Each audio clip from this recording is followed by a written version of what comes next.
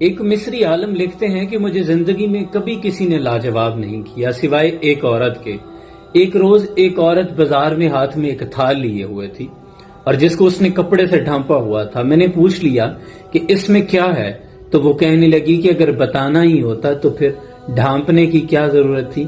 کائنات میں بہت سی چیزیں چھپی ہوئی ہیں، یہ ایک دن کا حکیمانہ قول نہیں، یہ ساری زندگی کا فلسفہ سمجھ لیں کہ کوئی بھی چیز اگر پوشیدہ ہے تو اس کا راز انکشاف کرنے کی آپ کو کوئی ضرورت نہیں۔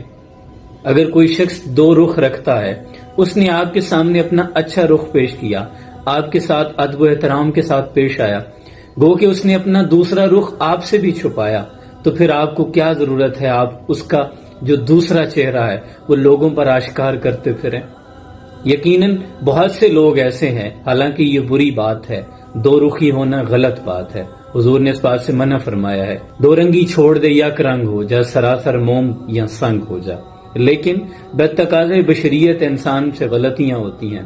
اگر کوئی اپنا برا چہرہ آپ سے چھپا رہا ہے تو آپ اس کو لوگوں پر آشکار مت کریں۔ کسی کا کوئی عیب معلوم بھی ہو جاتا ہے تو اس کا پردہ رکھ لیں، راز فاش مت کریں۔ اس نیت سے کریں کہ اللہ میں نے تیرے بندے کا راز رکھا ہے، تم میرے بھی راز رکھنا، مجھ سے جو گناہ سرزد ہوں کل قیامت کے روز مجھے رسوا نہ کرنا، اور یقین رکھیں وہ نہیں کرے گا۔ لیکن اگر آپ اس کا راز فاش کرتے ہیں تو کہیں کل قیامت کے روز اللہ نے اپنے دربار میں کھڑا کر کے پوچھ لیا کہ بندے، جب میں نے اپنے بندے کا راز رکھا تھا، میں نے فاش نہیں کیا، تیرے راز فاش نہیں کیے، تو نے میرے بندے کا پردہ کیوں اٹھایا؟ جب قرآن ہمیں منع کرتا ہے کہ دوسروں کی باتوں کی ٹوہ میں نہ رہا کرو، یعنی اندر کی بات کو تلاش کرتے رہنا۔ کچھ لوگ بڑے متجسس ہوتے ہیں، انہیں بڑا تجسس ہوتا ہے، اندر کی بات کو تلاش کرنا، کسی کی عیب کی ٹوہ میں رہنا، اس بات سے قرآن نے منع فرمایا ہے۔ اگر ہم حضرت جنید بغدادی رحمۃ اللہ علیہ کی مثال کو دیکھیں تو بہت بڑی مثال ہے۔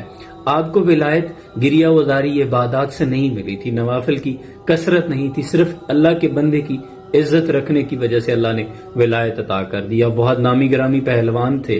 قصہ مختصر، ایک دبلا پتلا نوجوان آیا اور کہنے لگا میں لڑوں گا جنید بغدادی رحمۃ اللہ علیہ سے۔ دربار ہنسنے لگا، لیکن اکھاڑا سج گیا، لوگ آ گئے۔ جنید بغدادی رحمۃ اللہ جب اس کے مد مقابل آئے تو اس نے کان میں آ کر کہا کہ جنید بغدادی، میں بھوکا ہوں اور میں سید زادہ ہوں، میرے اہل خانہ بھی بھوکے ہیں، اگر آپ آج چت ہو جاتے ہیں، میں مقابلہ جیت جاتا ہوں تو مجھے انعام ملے گا، میں اپنے گھر کا گزر بسر کر لوں گا۔ جنید بغدادی رحمۃ اللہ علیہ نے سوچا کہ آج اس بندے کی عزت رکھ لیتا ہوں تو ایک دن ہارنے سے کیا ہوگا، لیکن آج کا ہارنا ان کی قسمت ہی بدل گیا۔ صرف اللہ کے بندے کی عزت رکھنے کا انعام یہ ملا کہ اللہ نے ولایت عطا کر دی۔ آج لوگوں کے راز فاش مت کریں، کل قیامت کے روز اللہ آپ کے راز فاش نہیں کرے گا۔